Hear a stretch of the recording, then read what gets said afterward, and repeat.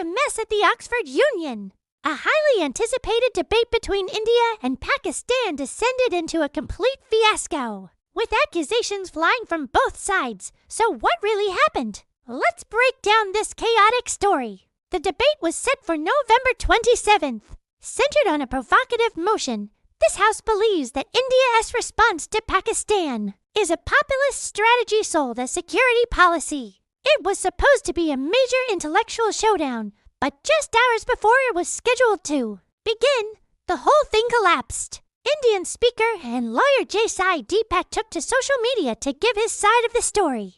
And it's a wild one. He alleges a deliberate Pakistani gambit to avoid the debate altogether. He pointed out that the Oxford Union's leadership itself had strong Pakistani connections, with the president allegedly being the son of Pakistan's Minister of Defense Production. According to Deepak, the trouble started early. The original high-profile Indian speakers, including a former army chief and Dr. Subramanian Swamy, had to pull out just 2 days before the event due to unavoidable commitments. This sent the Indian side scrambling. Despite the short notice, Deepak, who was already on board, managed to secure 2 new speakers from within the UK, Manu Kajuria and Satish Sharma. They were ready to go. Then, on the day of the debate, at 3:13 p.m., Deepak received a call. He was told the Pakistani delegation, which included prominent figures like Haina Rabbani Kar and Kawaya Muhammad Asif,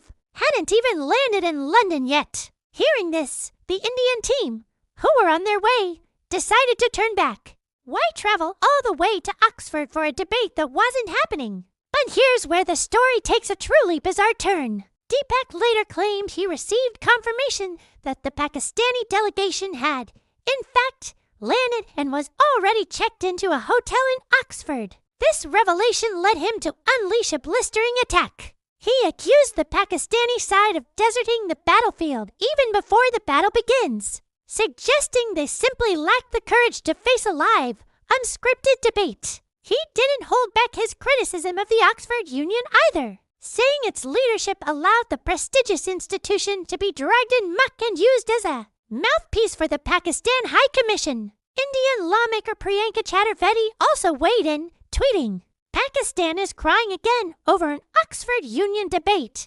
Once again, they have proved to be liars. Expecting any better from them was not even on my list." Now, what did the Pakistani side have to say? The Pakistan High Commission in London released a completely contradictory statement. They claimed it was the Indian delegation that had withdrawn at the last minute, handing a walkover to the Pakistani team. They framed this alleged withdrawal as a sign that India lacked confidence in defending its own security policies in what they called a neutral and intellectually rigorous debate. So, who are you supposed to believe? We have 2 completely different stories. On one hand, you have Sai Deepak's detailed account of last-minute changes, confusing phone calls, and the Pakistani team allegedly being in Oxford all along.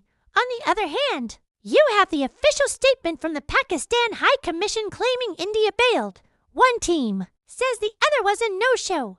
The other team says the exact same thing. What was meant to be a clash of ideas at one of the world's most famous debating societies turned into a public slanging match filled with accusations of cowardice and deception. Instead of a debate on policy, we got a master class in international blame games. It seems the real debate is now about who's telling the truth. What do you think really went down at Oxford? Let me know in the comments below. Thanks for watching, and if you want more breakdowns of major events, don't forget to like and subscribe.